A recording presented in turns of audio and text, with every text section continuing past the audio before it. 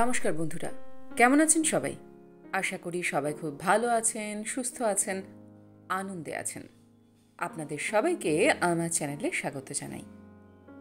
আজ আমি আপনাদের পড়ে শোনাব বিজয়া মুখোপাধ্যায়ের লেখা গল্প পুন্নি।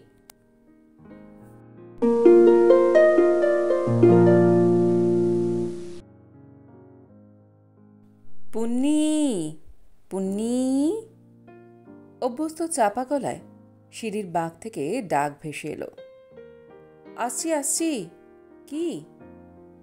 এই কটা মাত্র রুটি, তুই যা, আমি এলাম বলে। রান্নাঘরের জানলার পাশ দিয়ে সিঁড়ি, 3 তলা আর 4 তলায় যাবার জন্য, এবং অবশ্যই 1 তলায়। সেদিকে আর একবার তাকিয়ে দ্রুত কাজ সারতে লাগলো পুন্নি। টেবিলে রাখলো রুটির কাঁসারুল, আঙুলে ঢোকালো সদর দরজার চাবির রিং। তারপর হাওয়াই চপ্পলে পা গলিয়ে দরজা টেনে সোজা দৌড়ে 1 তলায়। সে জানে লতি কোথায় বসে। এই সরকারি আবাসনের বাড়িগুলো চারিদিক থেকে ঘিরে দাঁড়িয়ে যেন পাহারা দিচ্ছে মাঝখানের ওই ছোট্ট পার্কটাকে।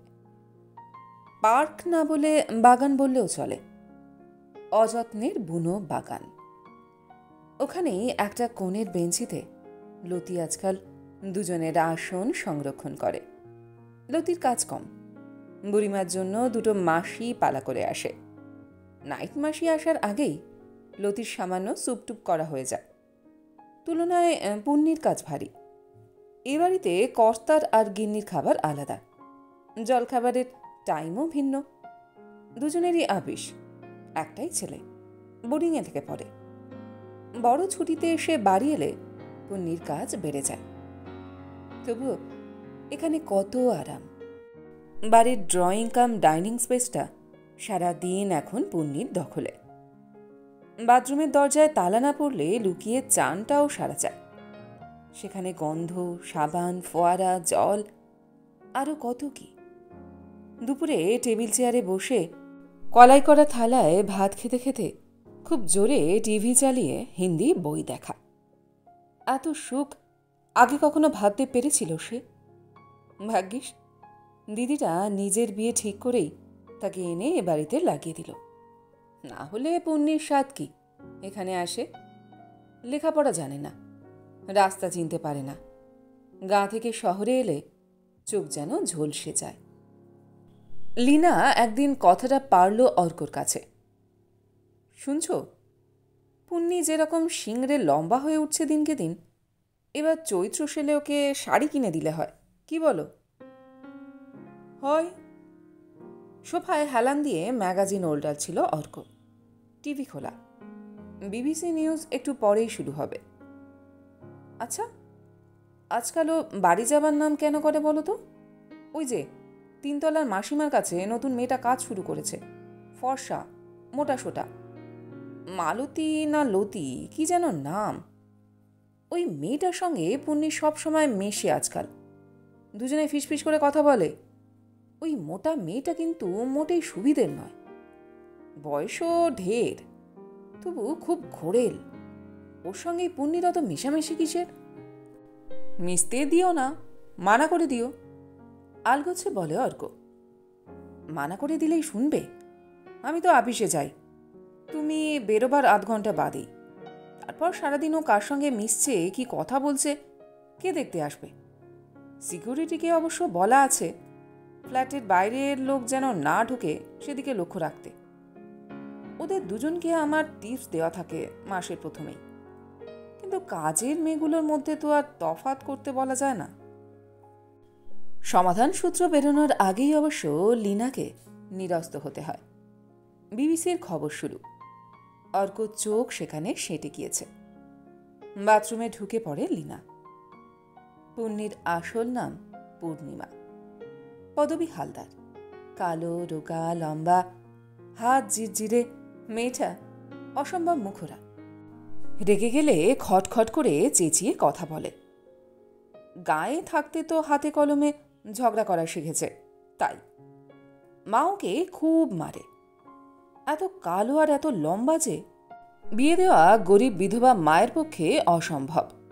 তার উপরে মাঠে ঘাটে ঘুরে বেরিয়ে স্বভাবটা হয়েছে জঙ্গলি। শহরে এসে ও এই প্রথম পেনি আর প্যান্টি পরল। প্যান্টি পরে ওর প্রথম দিন মনে হয়েছিল যেন কিছুই পরেনি। ওটা এত মসৃণ যেন চামড়া। কুচি দেওয়া কাপড়ের ইজের অল্প সময়ে কোথায় আর খুঁজবে লিনা? মাইনের টাকা প্রতি মাসে এসে নিয়ে যায় পুণ্যির মা। ওর দিদিরটাও নিত প্রথম প্রথম, পরে আর পারত না অবশ্য। দিদি শেষ পর্যন্ত বিয়ে হয়ে গেছে নিজের চেষ্টায়। কিন্তু পুণ্যির তো কাউকে জোটাবার যোগ্যতাও নেই। বাবুদের বাড়ি থেকে ভালো ভালো খাবার দাবার পাচ্ছে, পরবার জামা কাপড়, তেল সাবান পাচ্ছে, একটু চা চিনিও এদিক ওদিক করতে পারে। যে কদিন এভাবে রস শুষে নেওয়া যায় সে কদিনই লাভ। একদিন সন্ধেবেলা বেরোবার আগে পুণ্যিকে আটকালো লিনা। পুণ্যি, শুনে যায় এদিকে। অনিচ্ছার সঙ্গে এসে দাঁড়ালো পূর্ণিমা। শোন, তোকে এবার প্রিন্টেড শাড়ি কিনে দেব, আর পেটিকোট ব্লাউজ। এখন থেকে শাড়ি পরবি। লম্বা লম্বা ঠ্যাং, ফ্রক পরলে আর মানায় না তোকে। আচ্ছা বলতো, কি রং তোর পছন্দ? আমি শাড়ি পরবো না, চেঁচিয়ে ওঠে পুণ্যি। শাড়ি পায়ে আটকে গেলে দৌড়ানো যায় নাকি? তাহলে সালোয়ার কামিজ পর, সে তো আর আটকাবে না। তুমি ভাবছো বাড়িতে ওই সালোয়ার সেট ছিল না? দিদিরগুলো তো পরেই আছে। আমি জামা ছাড়া কিছু পরতে পারি না, গরম লাগে। তাহলে পুজোয় দেব, শীতে পরবি। এবার হেসে ফেলল পূর্ণিমা। জামা টেনে পা দুটো ঢাকা দিয়ে বসি, আর একটা চাদর হলেই গায়ে আর শীত নেই, অন্য কিছু লাগে না। এখন আমি নিচে যাচ্ছি। আবার এক রবিবারে পুণ্যিকে নিয়ে পড়ে লিনা। ধমকায়, ঠান্ডা গরম ডোজ।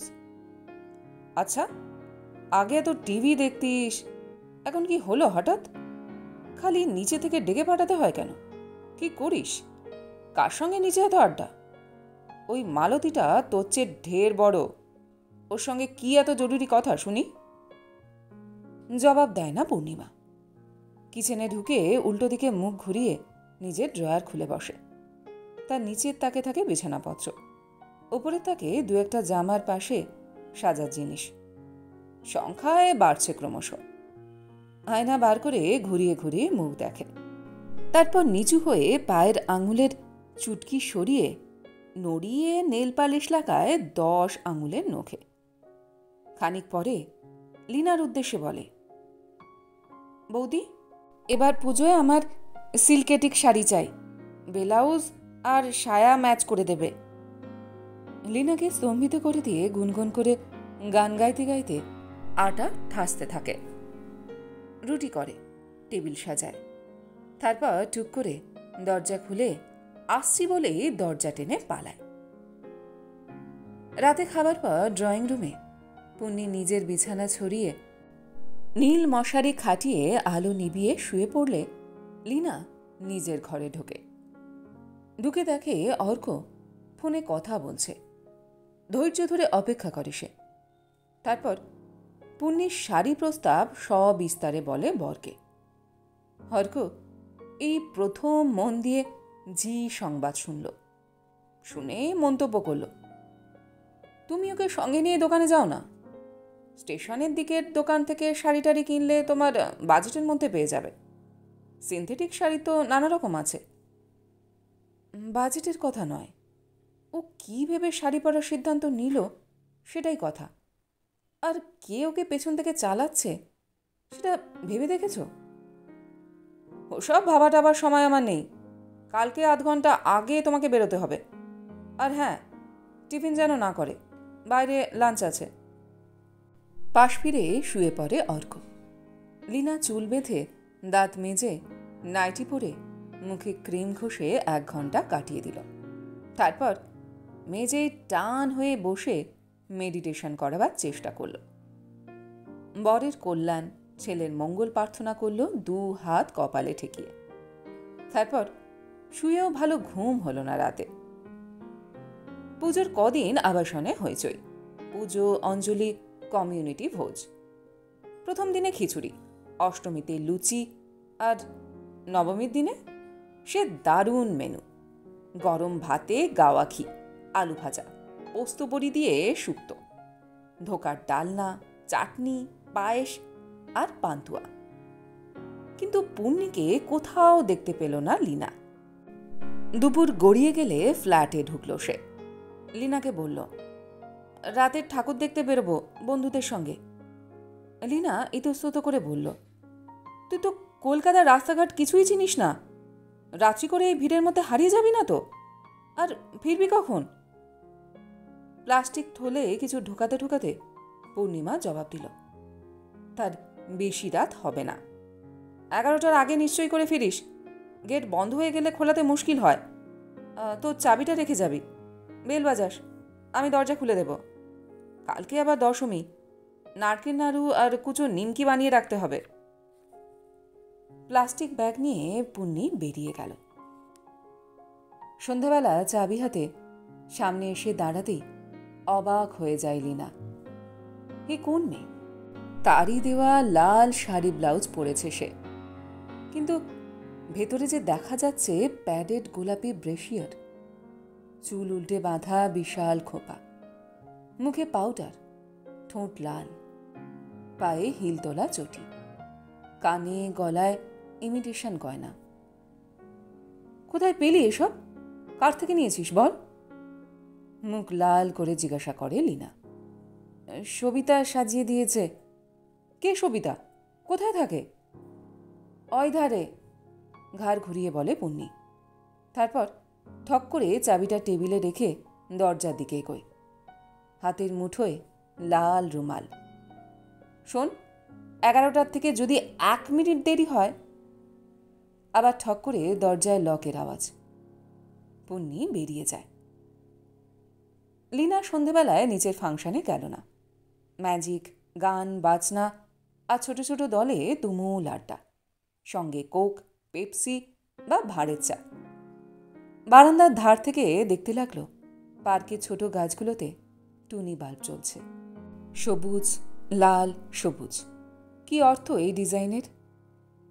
10:30টায় অর্ঘ্য ওপরে এলে চুপচাপ রুটি তরকারি খেল দুজনে। লীনাকে গম্ভীর দেখে 2-4টে প্রশ্নও করল অর্ঘ্য। খোঁজ নিল অনুষ্ঠানে সে যায়নি কেন। উত্তর না পেয়ে একসময় অর্ঘ্য শুতে চলে গেল। সোফায় বসে লীনা দেখতে থাকলো একবার টুনি বাল্ব আর একবার দেওয়াল ঘড়ি। 11:30, 12, 1, 2, 2:30।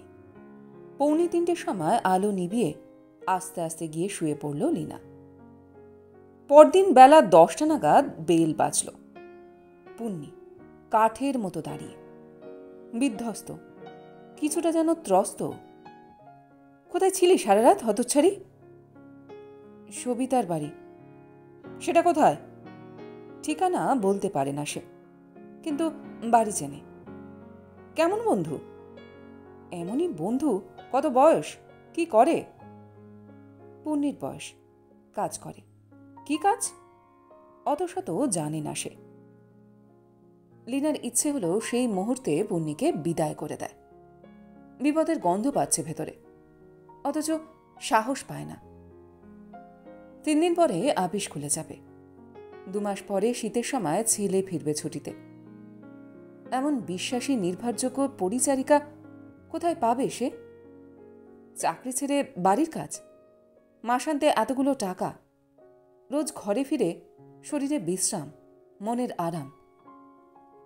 অথচ মেয়েটা। চোখে অন্ধকার দেখে লীনা। মাথা ঘুরে ওঠে।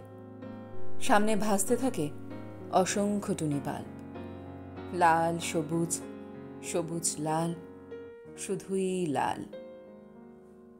পূর্ণিমা একটু অপেক্ষা করে, তারপর আস্তে আস্তে রান্নাঘরে ঢুকে যায়। দরজা আড়াল করে শাড়ি খুলে রেখে ফ্রক পরে। উবু হয়ে বসে নিচু কলতলায় মুখ হাত পা ধোয় নিঃশব্দে। তারপর কড়াইয়ে তেল চাপিয়ে বেগুন কেটে ছেড়ে দেয়। কাঁচা তেলে আওয়াজ হতে থাকে চটচট করে। লীনার প্রায় অসার শরীরে শুরু হয় রক্ত চলাচল। দ্রুত পায়ে সে সরে যায় নিজের ঘরের দিকে। এখন থেকে বেশ কিছুক্ষণ লীনা একা ঘরে থাকবে। ইচ্ছে হলে কাঁদতেও পারে, অনেকক্ষণ ফুঁপিয়ে, মুখে আঁচল চাপা দিয়ে। কেউ জানবে না।